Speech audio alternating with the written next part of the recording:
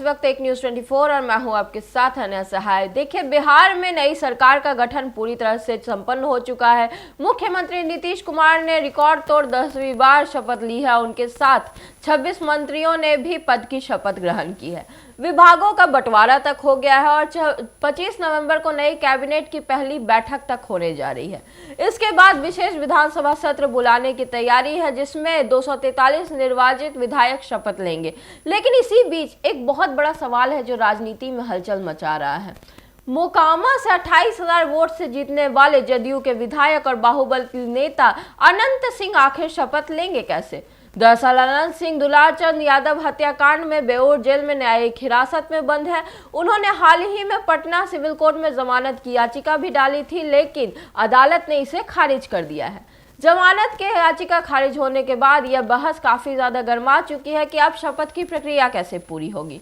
क्या वो जेल से पैरोल लेकर आएंगे, शपथ लेंगे, या अधिकारी जेल जाकर शपथ दिला सकते हैं? क्या संविधान में ऐसी स्थिति के लिए कोई स्पष्ट प्रावधान है? यह पहली बार नहीं हुआ है जब अनंत सिंह जेल में रहते हुए विधानसभा चुनाव जीते हैं। 2020 में भी चुनाव जीत चुके हैं। उन्हें अदालत ने पैरोल देकर के शपथ लेने की अनुमति दी थी। इस बार भी उसी प्रक्रिया को दोहराए जाने की संभावना जताई जा रही है। उनकी जीत के बाद समर्थकों ने जेल के ताले टूटेंगे, अनंत भाई झूठेंगे जैसे पोस्टर लगाकर जश्न भी मनाना शुरू किया था। संविधान और विधानसभा के नियम स्पष्ट हैं और ये बताते हैं कि नए विधायकों के शपथ लेने के लिए कोई सख्त समय सीमा नहीं है।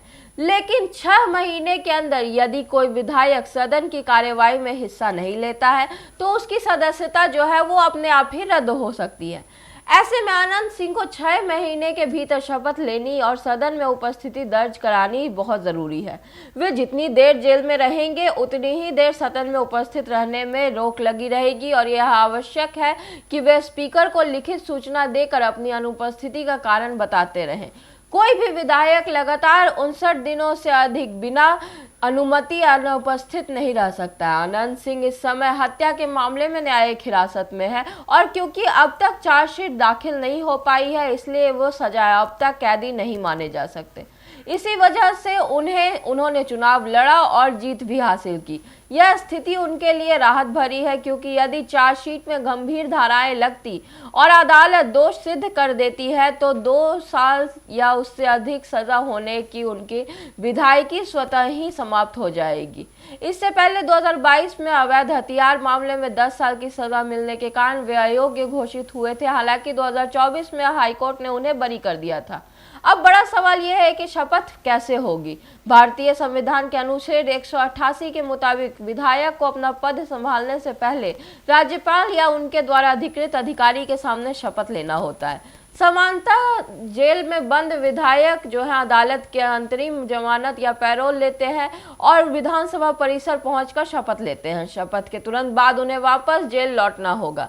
कुछ दुर्लभ मामलों में अधिकृत अधिकारी जेल जाकर शपथ दिला सकते हैं, लेकिन ऐसे उदाहरण काफी कम देखने को मिलते हैं। इस विकल्प का इस्तेमाल भी काफी कम होता है जब अदालत किसी भी तरह की अस्थायी रिहाई देने से इनकार कर दे। सियासी हलकों में चर्चाएं तेज हैं कि अनंत सिंह जल्द ही अदालत से पैरोल लेकर के कई नई याचिका दायर करेंगे। यदि पैरोल मिल जाता है तो विधानसभा पहुंचकर शपथ ले पाएंगे। यदि पैरोल नहीं मिलता है तो जेल में रहकर अधिकारी द्वारा ही शपथ दिलाए जाने की संभावना पर विचार हो सकता है। हालांकि यह पूरी तरह सरकार और विधानसभा सचिवालय के निर्णय पर निर्भर करता है। फिलहाल अनुमान लगाया जा रहा है कि विधायकों का शपथ ग्रहण 25 नवंबर के बाद होगा। उससे पहले अनंत सिंह की कानूनी कोशिशें एक बार फिर तेज होंगी। पूरी प्रक्रिया इस बात पर निर्भर करेगी कि अदालत चार्जशीट में किन धाराओं को स्वीकार करती है। क्या उन्हें अस्थायी राहत मिल पाती है? अगले कुछ दिनों में यह स्पष्ट हो जाएगा कि मोहकामा से बाहुबली विधायक सदन तक पहुंच पाएंगे या नहीं। लेकिन एक बात तो पूरी तरह से तय है कि बिहार की राजनीति में एक बार फिर बड़े विवाद जो है और चर्चा का विषय बन गए हैं।